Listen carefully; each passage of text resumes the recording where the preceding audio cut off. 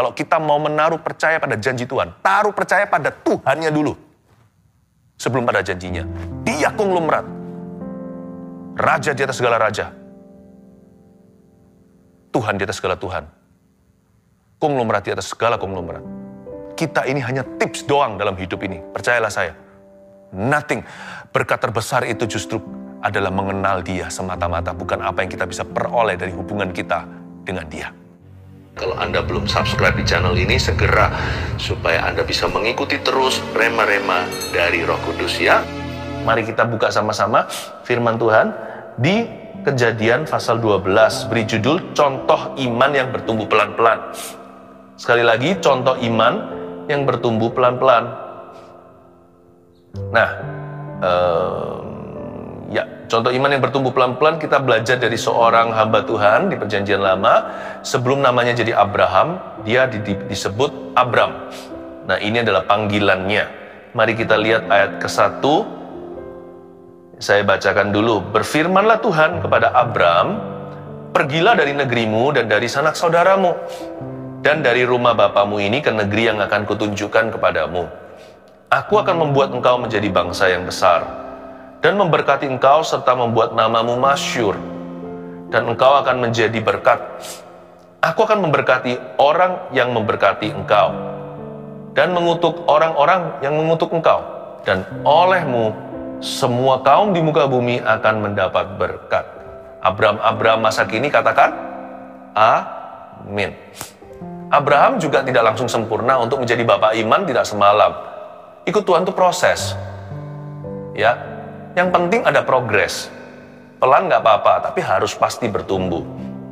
Nah, yang pertama-tama Tuhan firman gini sama Abram. Berfirmanlah Tuhan kepada Abram, pergilah dari negerimu. Proses itu dimulai dengan sebuah panggilan. Dan harus ada hati yang meresponi, karena Tuhan tidak pernah memaksa, karena Roh Kudus tidak pernah menyurupi. Kesurupan itu milik setan. Roh Kudus itu menawarkan. Yesus itu mengetuk pintu. Dia berkata, maukah kamu berjalan dengan aku? Tuhan bisa mendesak kita, tapi Tuhan gak pernah memaksa. Dia berkata, pergilah dari negerimu Abraham. Ini tantangan iman. Abraham sudah zona nyaman. Pergilah dari negerimu, gak hanya itu. Dan dari sanak saudaramu juga loh. Dari kerabat dia juga harus meninggalkan waktu itu. Karena Abraham dipanggil saat itu dipanggil ke luar negeri ya. Dia berasal dari Mesopotamia atau daerah Irak sana. Pergilah dari negerimu dan dari sanak saudaramu dan dari rumah bapamu ini ke negeri yang akan kutunjukkan kepadamu. Kita semua tahu itulah tanah perjanjian atau Kanaan. Bagi kita hari ini secara rohani di perjanjian baru, Tuhan memanggil kita kepada penggenapan janjinya. Tuhan punya janji dalam kehidupan setiap kita. Dan untuk kita mencapai janji itu, kita harus pergi meninggalkan sesuatu. Dosa contohnya kehidupan lama, kebiasaan buruk atau pergaulan yang salah. Harus. Karena untuk kita datang pada Tuhan, kita harus meninggalkan sesuatu di belakang. Gak bisa, karena hidup ini penuh godaan. Dunia ini selalu menarik kita jauh. Jadi kalau kita mau dekat sama Tuhan, kita harus jauhi sesuatu. Dan kita harus jauhi dunia. Bukan berarti kita jadi orang aneh ya, kesana sini, jadi orang yang, ini orang seperti orang dari planet mana. Enggak. Itu aneh. Itu orang kalau yang seperti itu, hanyalah tampilan luarnya bisa-bisanya cari perhatian. Tuhan suruh kita beda karakternya. Apa saja yang Tuhan ingin kita beda, disebutkan di ayat pertama. Berfirmanlah Tuhan pada Abram, pergilah dari negerimu. Nomor 1, kita harus, Tuhan mau kita beda dari budaya negeri kita.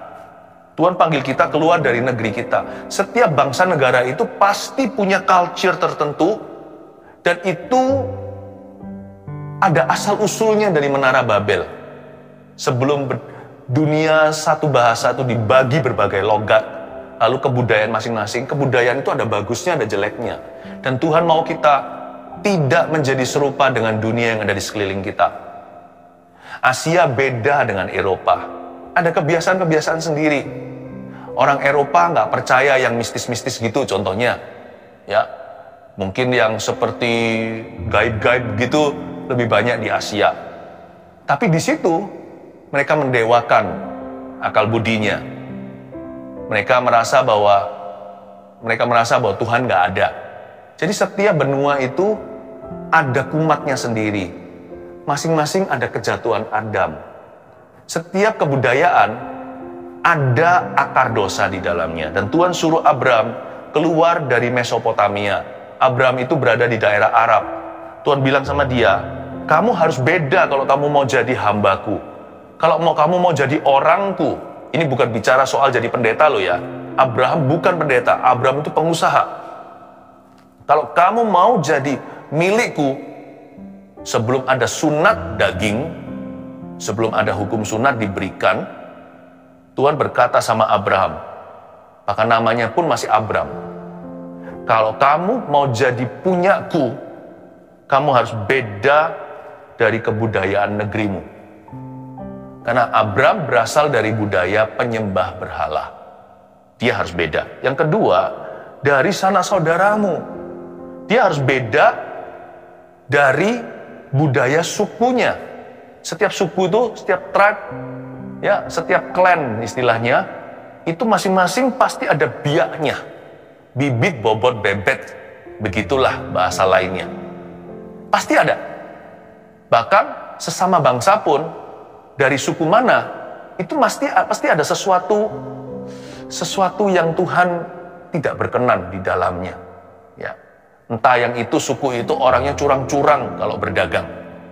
Suku yang lain itu penuh dengan tahayul pikirannya, superstisi maksud saya. Ada suku tertentu yang arogan, ada yang violent, yang penuh dengan kekerasan, atau yang menghalalkan menikah berkali-kali. Apapun juga, bibit bobot bebet kita, kalau kita mau menjadi milik Tuhan, kita harus beda dari kebudayaan suku kita. Biaknya, saya tidak tahu apakah Anda mengerti, kalau saya sih bahasa yang saya pahami begitu. Biaknya harus beda. Lalu kemudian, bukan hanya itu, lebih intim lagi, dari rumah bapakmu. Wow, bukan hanya dari negeri dan sanak saudara, tapi bahkan dari budaya rumahnya. Ini sudah kebiasaan sehari-hari. Orang bisa sama sukunya. Rumah per rumah itu masing-masing ada kebiasaannya. Di rumah ini kebiasaannya begini kalau makan. Kalau bangun tidur. Yang sini rumah itu sukanya siang-siang bangun. Yang ini morning person semua. Ya. Kadang-kadang bukan mau soal benar atau salah. Tapi ada hal-hal tertentu yang Tuhan mau ajarkan, dan hal-hal tertentu yang Tuhan mau ajarkan dalam hidup kita yang akan mendatangkan berkat luar biasa itu seringkali akan melawan arus kebiasaan kita di rumah. Ya. Dan Tuhan berkata begini sama Abram, imanmu harus bertumbuh, mulai hari ini aku akan menuntunmu, don't worry. Tapi sebelum aku menuntunmu lebih jauh, ini yang hendak kulakukan. Atau inilah yang menjadi kehendakku. Aku ingin engkau ya Abram menjadi beda dari budaya negerimu, budaya sukumu, dan budayamu di rumah. Engkau akan menjadi milik pusaka Allah. Wow, ini luar biasa loh. Inilah sunat hati sesungguhnya. Sebelum mereka ada sunat jasmani, hukum itu diturunkan. Sebenarnya itu hanyalah lambang. Inilah sebenarnya transformasi hati. Tuhan kehendaki. Ini iman Abraham mulai tumbuh pelan-pelan, bukan berarti langsung sempurna, dia langsung jadi father of faith atau bapak iman, ya enggak. Dia mengalami berbagai macam kegagalan, yang paling ternama apa? Hagar. Masih ada lagi loh, Abraham berapa kali kepergok, sedang berbohong, berdusta, nggak tanggung-tanggung, yang dia tipu adalah raja. Gara-gara istrinya. Ternyata masih banyak sekali hal yang Tuhan harus proses dalam hidup. Tapi sejak hari itu ayat ke-1, Abraham menjadi milik Tuhan. Nah, hari ini saya ulurkan panggilan yang sama kepada Anda. Maukah Anda menjadi milik pusakanya? Ayo, coba dicek. Masing-masing kita nanti Roh Kudus akan tuntun sendiri. Apa ya kebiasaanku di rumah yang kurang klop gitu sama Tuhan Yesus, atau kurang srek di hati Allah? Apa ya budaya sukuku? Sehingga nanti aku menjadi terang dan garam, aku menjadi beda sendiri, bukan jadi orang aneh, tapi menjadi kekaguman Allah di tengah-tengah suku Anda. Semua sukunya itu begini, tapi orang ini beda. Siapa dia?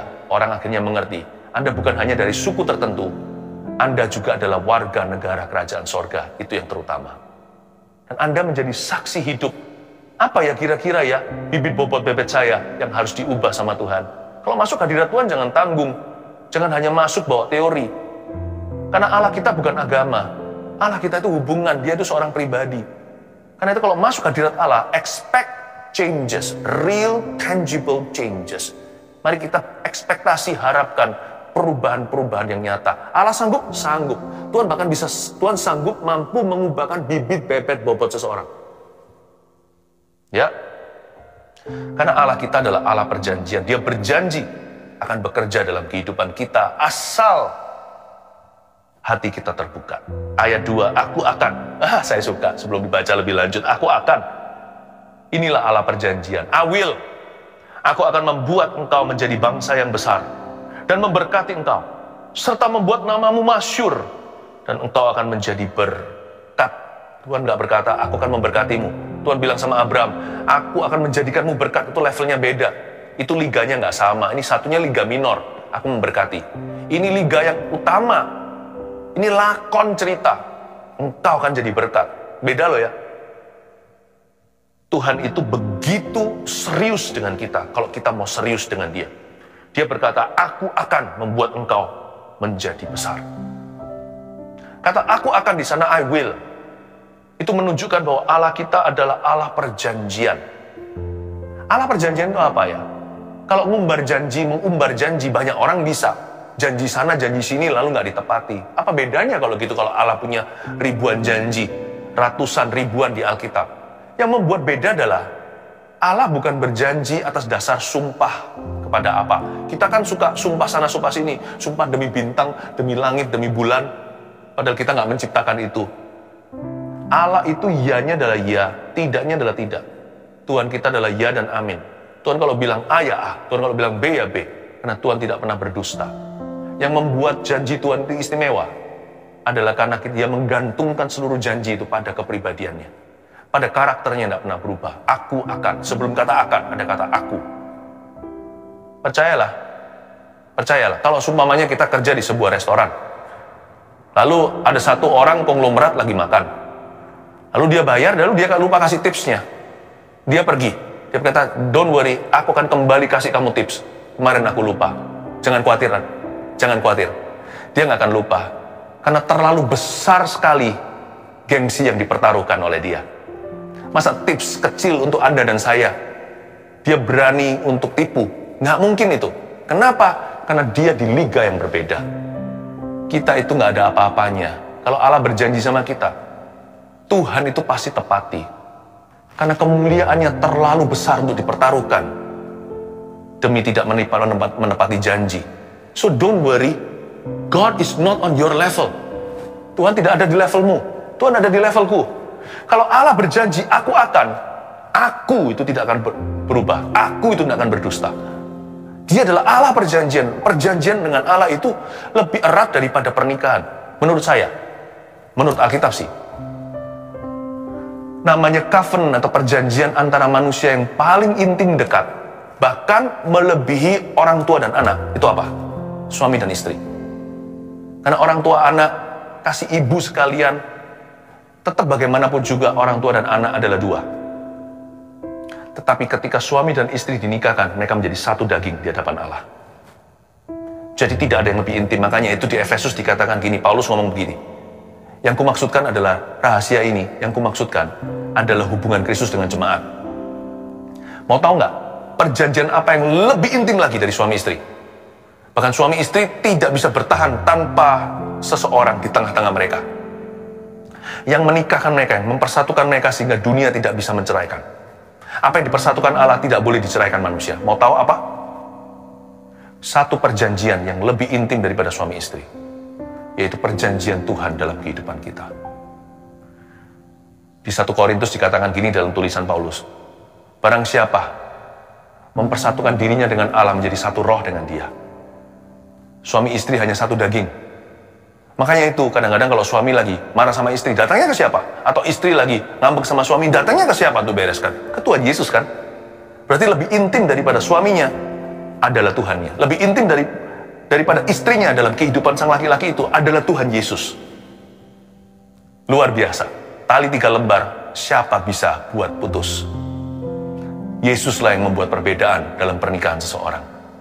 Dan itulah yang dimaksud aku akan Allah perjanjian. Ketika Allah membuat perjanjian dengan Abraham, dia berkata, this is even more intimate than your relationship to Sarah. Ini lebih intimate, lebih dekat, lebih intim, lebih mengikat, lebih pasti, lebih kekal, dan lebih tidak dapat digoyahkan. Karena Allah kalau berjanji dalam kehidupan seseorang, pasti dia tepati. Aku akan. Titik beratnya bukan di akan, itu perbuatan. Gampang bagi Tuhan. Titik beratnya di aku. I am who I am. Aku adalah aku. Aku tidak akan berubah. Aku tidak pernah berdusta. If you want to put your trust in God's word, kalau kita mau menaruh percaya pada janji Tuhan, taruh percaya pada Tuhannya dulu. Sebelum pada janjinya. Dia konglomerat. Raja di atas segala raja. Tuhan di atas segala Tuhan. Konglomerat di atas segala konglomerat. Kita ini hanya tips doang dalam hidup ini. Percayalah saya. Nothing. Berkat terbesar itu justru adalah mengenal dia semata-mata. Bukan apa yang kita bisa peroleh dari hubungan kita dengan dia. Aku akan taruh imanmu. Kalau mau iman kita bertumbuh, pelan-pelan gak apa-apa, tapi pasti imanmu harus pada Tuhannya dulu. Lalu pada janji-janjinya. Kenapa saya tidak meragukan janji Tuhan? Karena pertama-tama saya tidak meragukan Tuhannya. God, you are not on my level. Tuhan tidak berada di levelku. Makanya itu kita harus tahu diri kalau kita kecewa sama Tuhan. Kalau kita itu marah sama Tuhan, beberapa orang kan begitu. Kok nggak dijawab doanya? Kadang-kadang kita lupa ngaca. Kaca rohani maksudnya cermin ilahi. Kita lupa diri. Kita lupa kita siapa. Kita bukan lawan katanya Tuhan, kita bukan lawan bicaranya. Di level budak aja terlalu bagus, kita ini tawanan. Kita ini tahanan, kita ini orang berdosa. Makanya kalau Tuhan mengikat perjanjian dengan Abraham, makanya dia tersungkur ke tanah. Makanya dia sujud menyembah Bapak iman kita loh. Dia berkata, aku ini siapa? Raja Daud juga bilang begitu. Who am I? Siapakah aku? Itu bukan amnesia, bukan berarti dia lupa diri. Dia tahu siapa Tuhannya, bukan dia lupa dirinya. Dan dia mengaca dan dia tahu, aku bukan siapa-siapa. Who am I and who is my family? Who am I and who are my family? Siapakah aku dan siapakah keluargaku? Sehingga engkau berjanji demikian rupa. Bahkan orang-orang yang belum ada satupun di dalam hidupku, engkau sudah menjanjikan kepada kami. Wow. Kalau kita bisa begitu cara lihatnya, beriman gak susah. Karena bagi beberapa orang itu iman adalah perasaan. Iman perlu dipompa-pompa. Ayo, aku perlu nambah iman seperti bahasa Chinese, cayo. Atau tambah minyak, atau tambah bensinnya, tambah solar. Enggak begitu. Waktu mata kita tertuju pada akunya, akannya mudah. Aku percaya. Masa Tuhan tipu cacing seperti aku? Masa Tuhan perhitungan sama saya? Lord, siapakah aku ini Tuhan jadi biji matamu? Iman pun jadi gampang. Saya kasih contoh ya gimana iman Abraham bertumbuh. Dari seseorang yang jatuh bangun gagal berkali-kali sampai jadi bapak iman legendaris bagi keturunannya. Itu semua proses, tapi yang penting progres. Ternyata matanya tertuju pada Allah perjanjian. Is covenantal God. Saya harap Anda bisa melihat ini. Hari ini dalam sharing saya nggak memberikan poin 1, 2, 3 seperti biasanya ya. Nanti berapa kali, mungkin kadang-kadang saya nggak memberikan. Supaya Anda bisa catat sendiri rema yang beda-beda setiap individu akan terima. Ayat 3. Aku akan memberkati orang-orang yang memberkati engkau. Nah ini Abraham mulai menerima covenant perjanjian itu. Tuhan bilang gini, aku akan memberkati orang-orang yang memberkati engkau dan keturunanmu, dan mengutuk orang-orang yang mengutuk engkau. Dan olehmu, semua kaum di muka bumi akan mendapat berkat. Janji Tuhan kepada Abraham itu ternyata bukan hanya mengikat, tapi turun-temurun. Dahsyat. Saya kasih sedikit FYI for your information, sedikit pengetahuan tambahan. Di dalam sejarah dunia sebenarnya, keturunan Abraham secara fisik, yaitu orang-orang Yahudi, itu banyak sekali menjadi picuan jatuh bangunnya sebuah kerajaan di sepanjang sejarah dunia ini. Contohnya, Yunani pernah menajiskan mezbah orang Yahudi, lalu dia langsung tak lama kemudian jatuh di tangan Kaisar Romawi. Kaisar Titus menganiaya keturunan Abraham, orang-orang Yahudi. Oleh karena itu jatuh. Akhirnya kerajaannya tak lama setelah itu hampir semua orang tidak bisa percaya. Roma yang ahli strategi perang jatuh ke tangan barbar atau Viking yang tidak mengerti, yang hanya brutal. Demikian pula Spanyol, Polandia, Jerman yang paling ternama, kita semua tahu Hitler, bukan?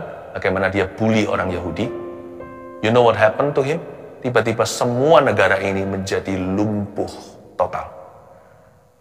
Inggris pernah sangat baik terhadap keturunan Abraham, lalu kemudian kehilangan dominasi dunia sejak mereka tidak setia pada perjanjian mereka terhadap Israel. Amerika pernah diangkat karena mereka memberikan suaka perlindungan kepada orang-orang Yahudi yang diburu, memberi mereka citizenship bahkan waktu itu. Lihat, jatuh bangun kerajaan, ayat 3 ini ternyata berlaku. Aku akan memberkati orang-orang yang memberkati engkau. Aku akan mengutuki orang yang mengutuki engkau. Coba saya artikan dalam bahasa perjanjian baru.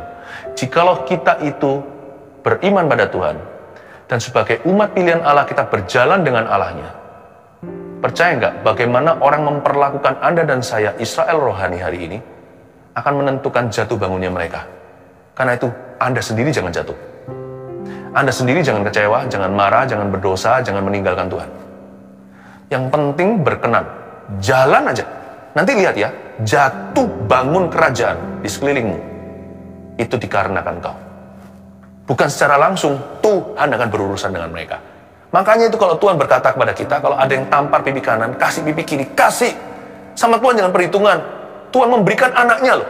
Allah Bapa memberikan putranya yang tunggal, masa kita kasih pipi kiri aja nggak terima? Masa kita kasih pipi kiri aja diungkit-ungkit lagi? Udahlah, tangan kanan memberi, tangan kiri jangan tahu. Jangan perhitungan sama Tuhan Yesus.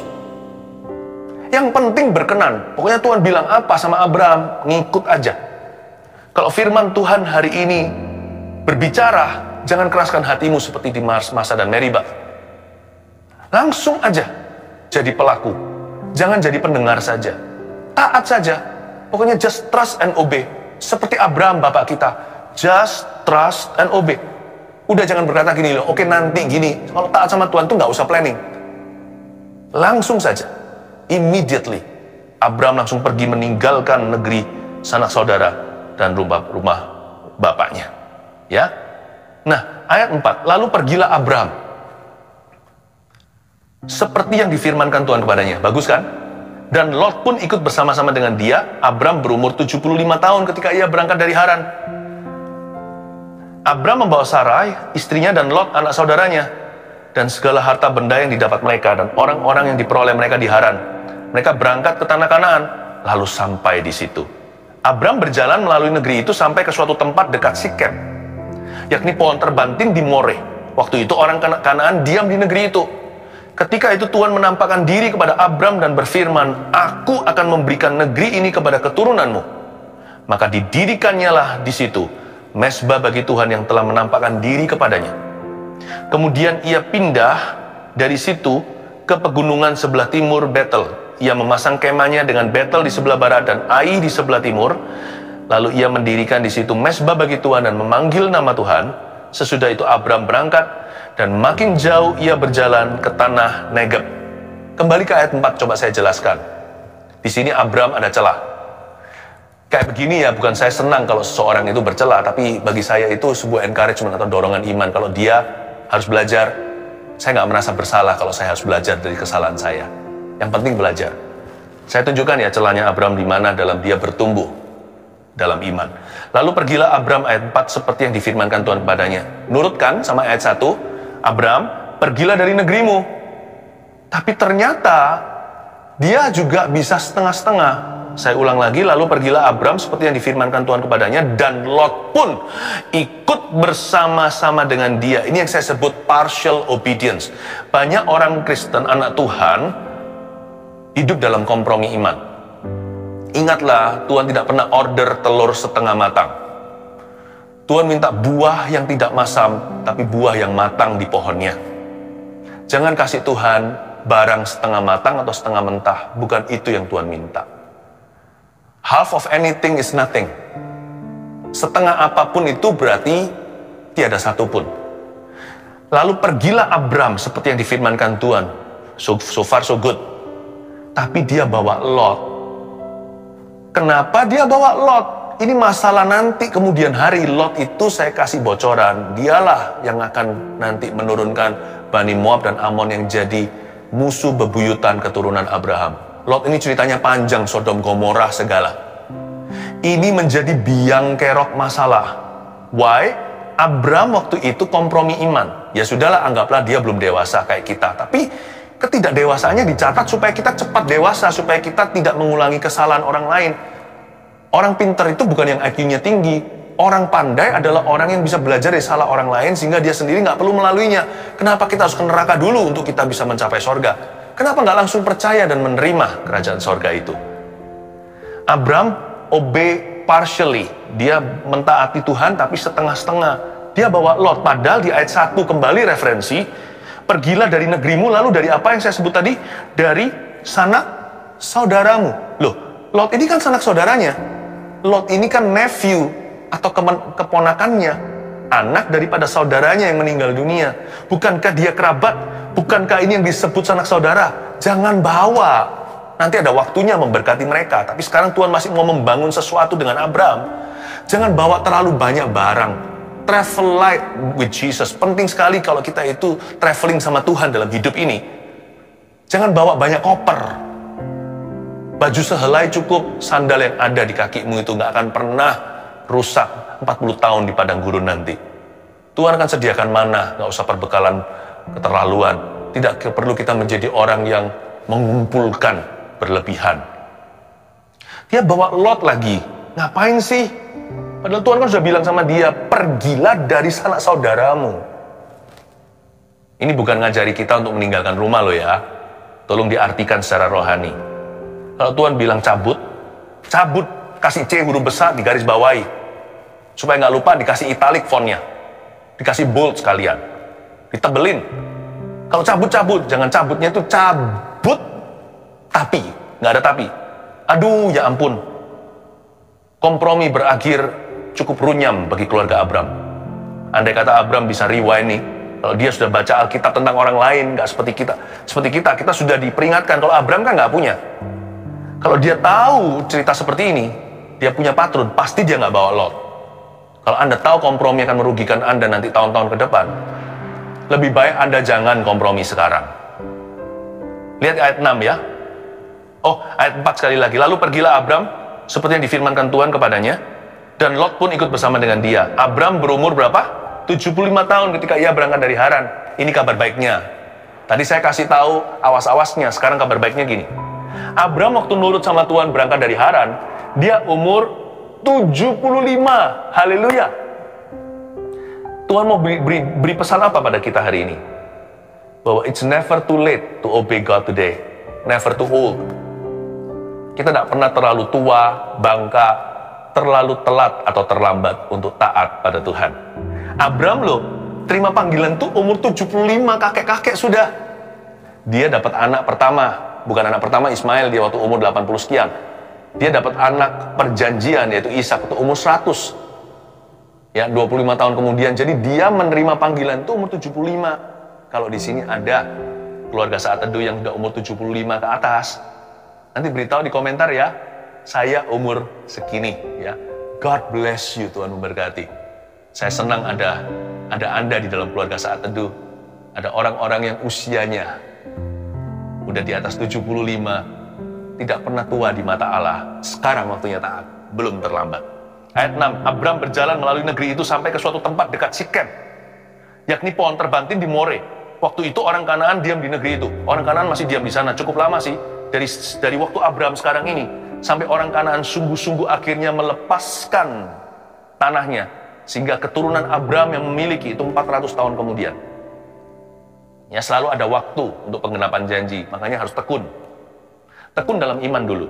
Nah, Abram waktu itu diberitahu sama Tuhan, kamu akan punya Kanaan, keturunanmu kuberikan tanah perjanjian.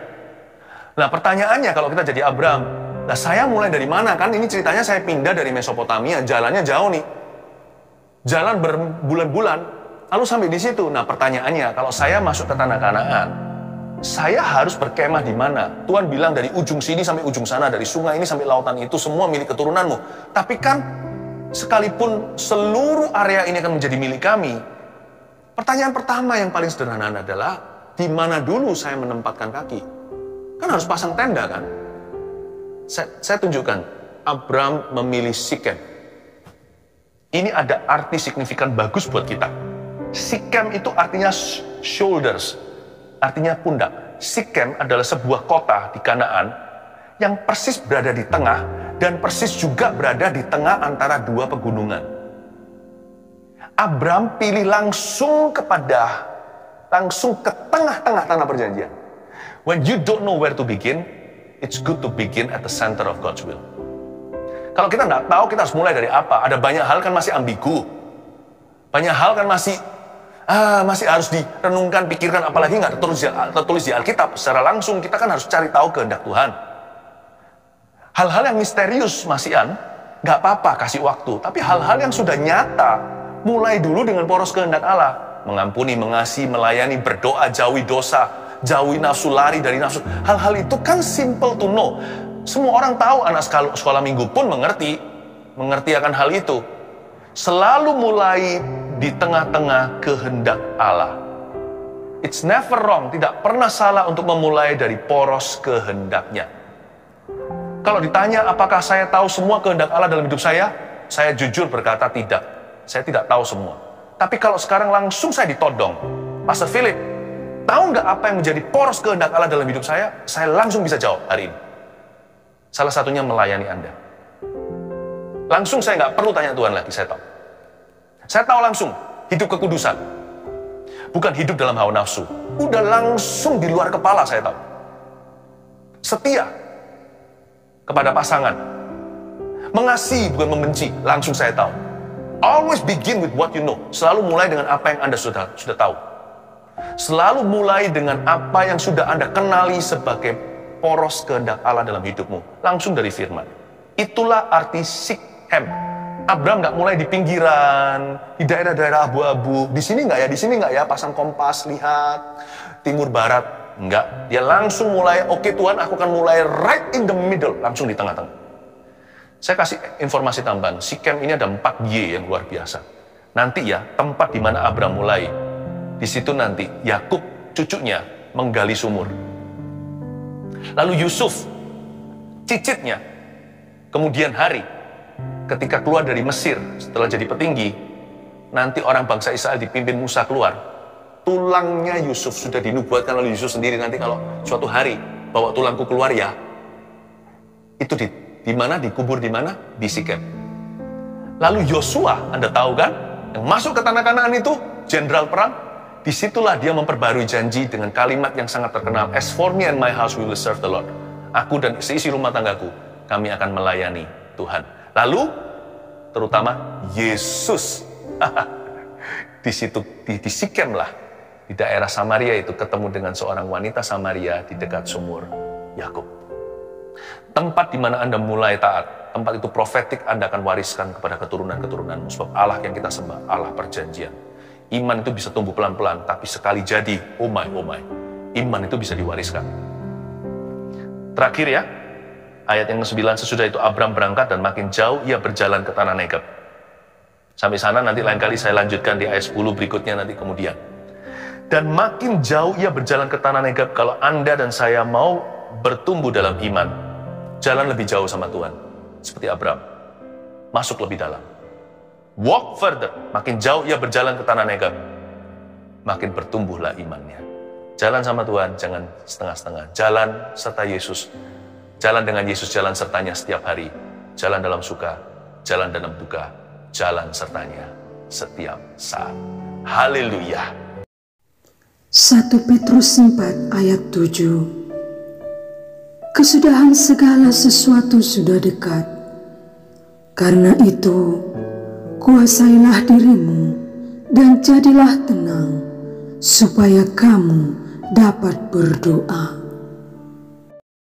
Saudara yang terkasih, terima kasih telah mendengarkan firman Tuhan hari ini. Jangan lupa untuk dukung terus channel ini dengan cara subscribe, like, share, dan juga komen, agar saudara kita yang lain juga boleh terberkati. Tuhan Yesus memberkati kita.